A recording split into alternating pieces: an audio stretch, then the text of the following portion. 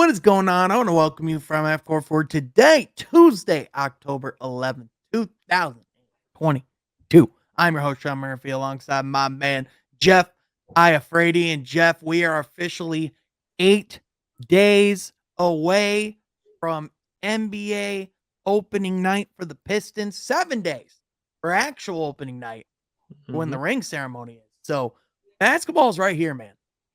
Oh, I can smell it. I can smell it. Woo! I can't wait. I mean, listen, we can talk all we want about the preseason and people can analyze these games, but the reality is, once the regular season starts, that's where the real work comes in. So I'm excited.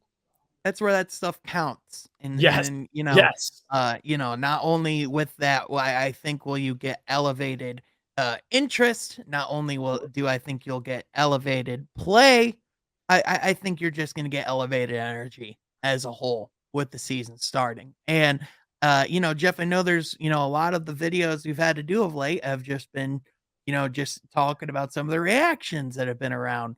But I think today we want to focus more so, what have been some of the positive? What have been some of the highlights? Going into, this home stand where the Pistons have, two more preseason games and, one especially I think against the Thunder, where even though, they might be the preseason ballers this year, and that might be like the only place the Thunder might really have some wins this season.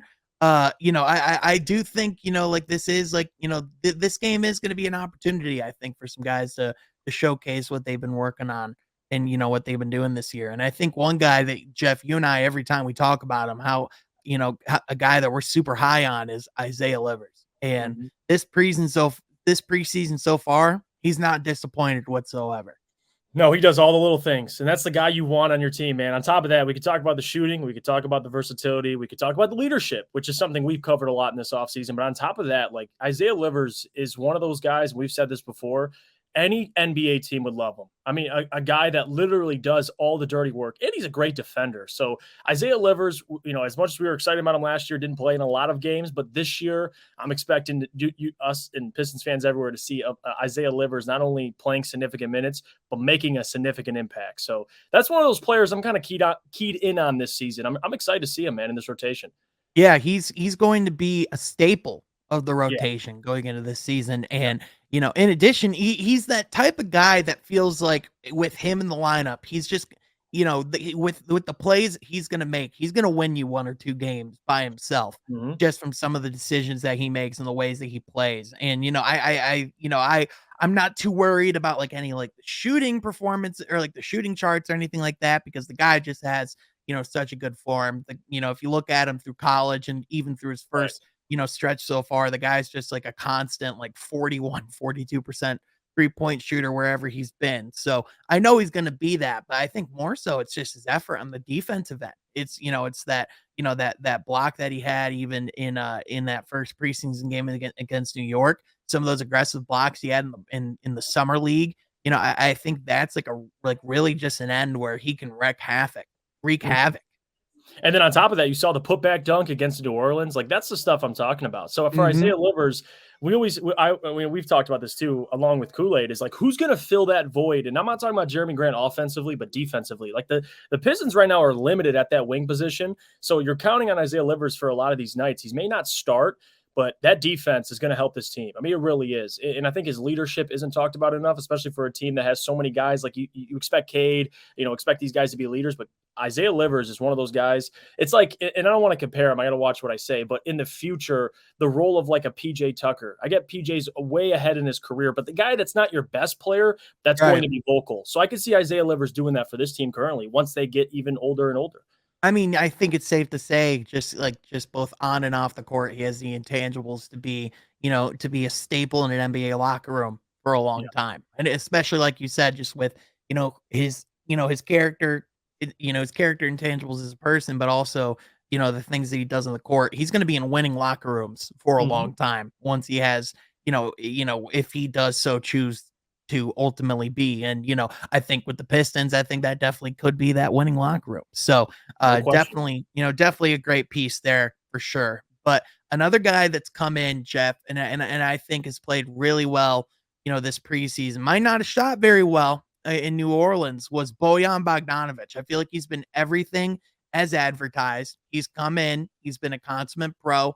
He's fit in the system right away. He's, whether you start him, whether you bench him, whatever lineup you throw him into, he's going to find a way to succeed, it feels like.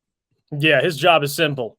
Catch and shoot, hit jumpers. And he did that, in the first game against New York. Obviously, he struggled a little bit in New Orleans. But again, another guy that you can count on. And we've talked about this. If you want this team to ultimately, their ceiling to get higher with Jaden Ivey and Cade, you need shooters. In Bojan, that trade was so, not only was it an excellent trade, by the way, because Kelly Olynyk, Saban Lee, two guys that you're not really going to be able to use this year. You trade him for a wing. Saban Lee got waived, by the and way. he got waived right away. So essentially, you essentially just traded Kelly O for Bojan. So it's a salary dump for a guy that on an expiring contract. So whether you keep him or not, it doesn't matter. But he's going to help this team this year. Another guy, a veteran, which you need more of those. You can't have an entire locker room of just 20, 24-year-olds. So listen, I think I'm gonna level with y'all. I know exactly what happened with Bojan. I think what happened was Danny Ainge had that Victor Wembanyama, Scoot Henderson game circled on his calendar. He was licking his lips, and he's like, "You can have Bojan Bogdanovic," because they're going for Victor this year, and I do not put the Y at the end of that because they're not going for wins. And on top of that, too, it's crazy because he was traded here a week and a half later. He's playing in a preseason game, and he just fits in so seamlessly. So again, that says a lot about him as a player, his character, his even leadership. I know he's not very vocal, but veteran experience. So I love Bojan, man. I think he's going to be a significant part, and he might even start opening night. So yeah, he's one of those lead by example types of guys, and that's exactly why he's here. Not only is it the fact that he's going to be able to, actually contribute and get, like you said, give that spacing that this team is so needed so badly, but also it's that steady hand of someone that can go out and get you a bucket. Someone that, how many times have the Pistons, have had like off shooting nights or guys who just couldn't get going.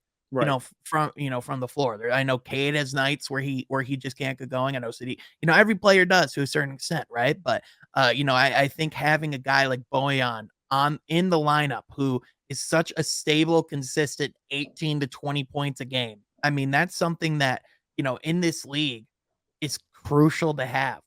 So yeah. And he's been doing it for a while too. So, and we always we talked about Saddiq Bey before, and I get Sadiq's big thing this year. The big question is his consistency. At least you trade for somebody who can shoot that's more consistent. So again, it's a perfect fit. Yeah, for sure.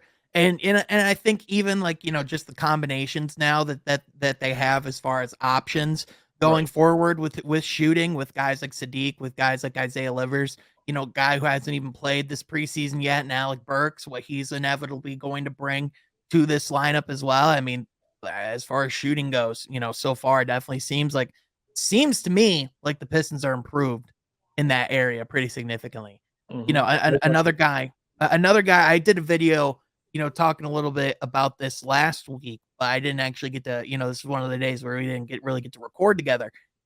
Jalen Duren only played in one preseason game, and it seems like he comes to front of mind for me.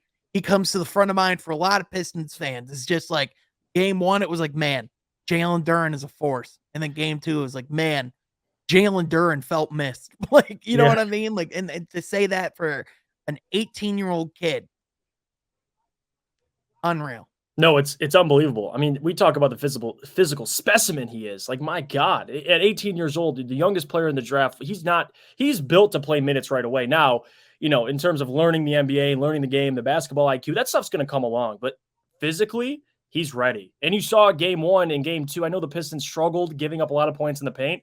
Jalen Duren's going to help that. I mean, he had 14 rebounds in 24 minutes. I mean, the guy, he's an animal. Now, what can he be? What's his ceiling? I'm interested to see it. But right away, seeing how raw he is and what he's able to do on the floor, there's no question he's going to be playing minutes, especially significant minutes down the stretch. I don't know about right away, but I think he'll prove himself as time goes on, and you'll see him down the stretch, may even start. I mean, who knows what he can show.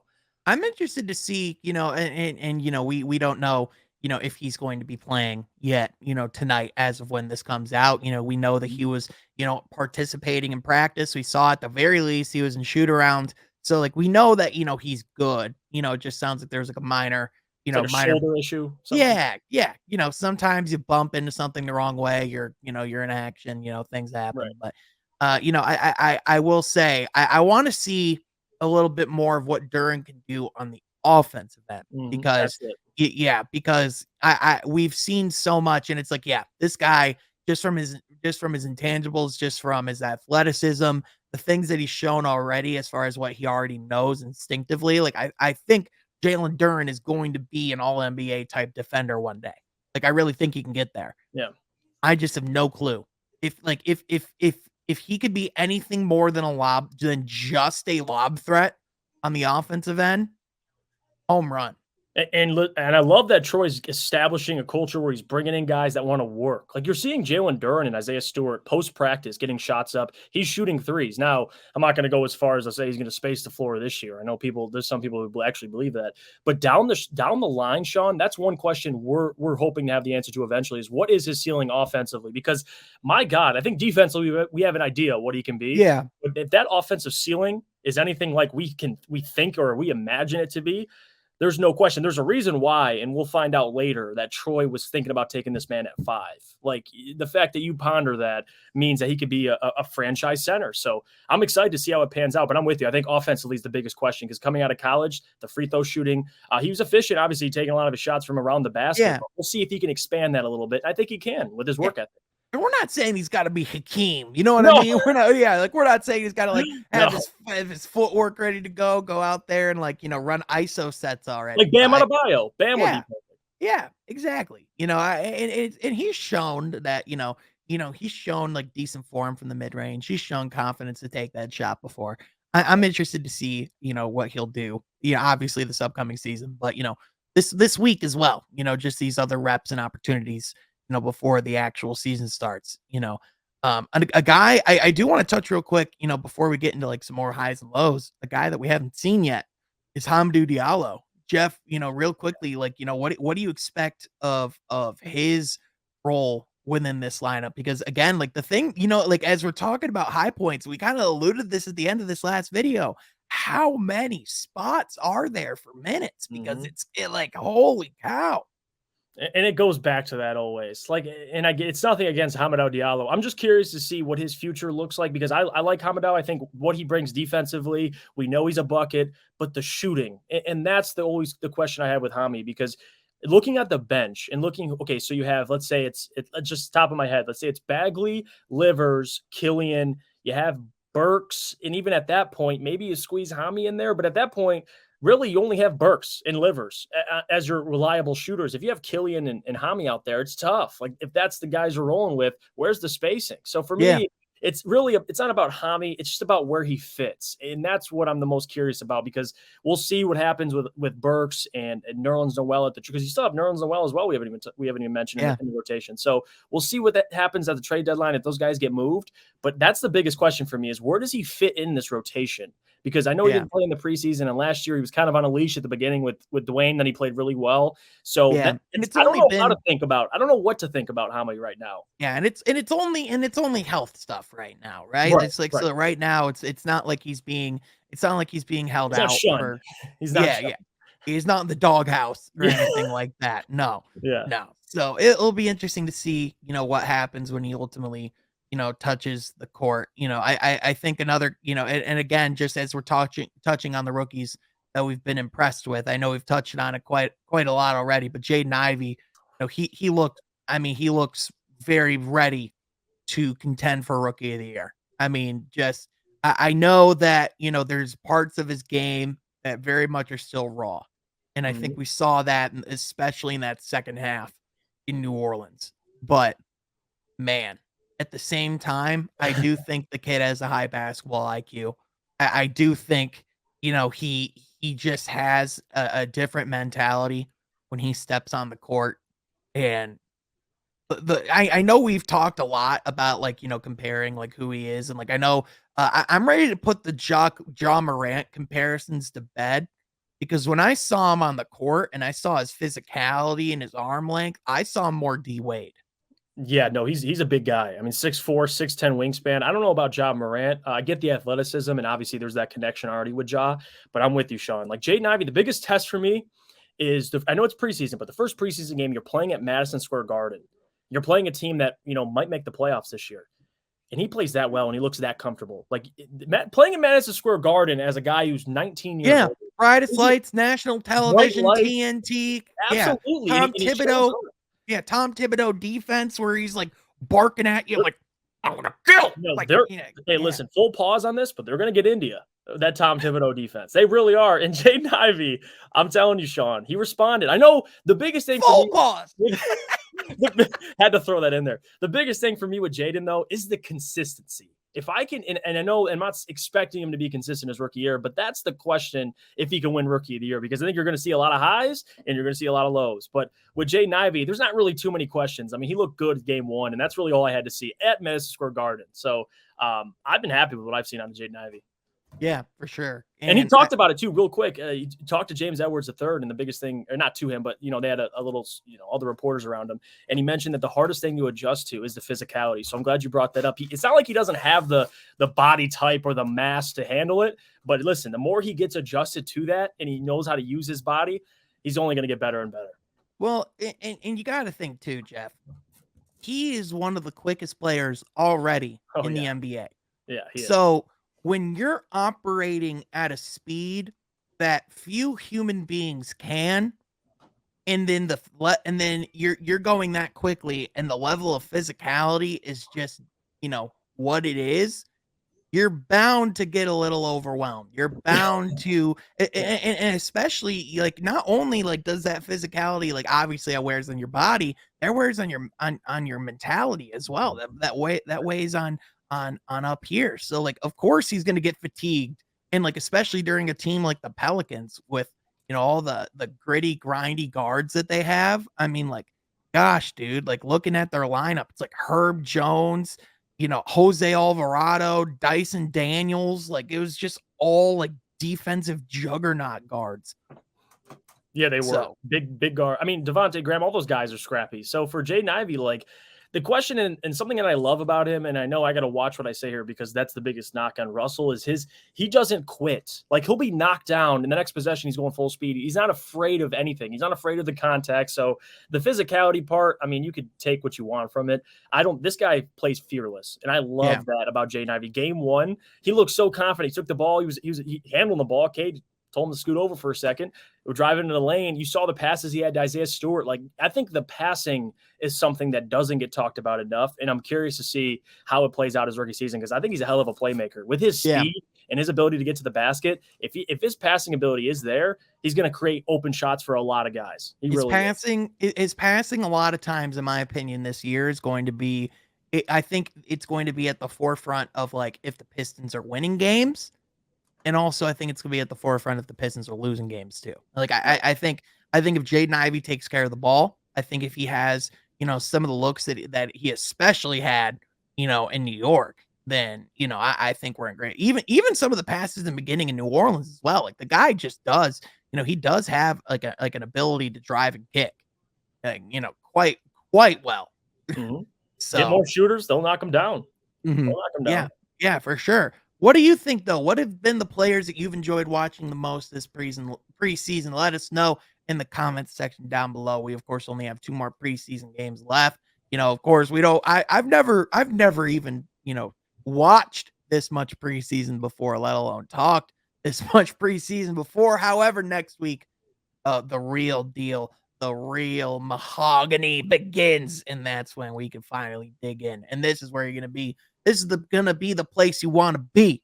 So with that, folks, be sure you're following my guy, Jeff, on Twitter at JeffIF80, checking him out Monday through Friday in the Morning Woodward Show. And if you're feeling so charitable, you can follow myself at Sean Half Court. But with that, folks, thank you so much for tuning in. We will catch you guys next time from Half Court. Be sure you subscribe.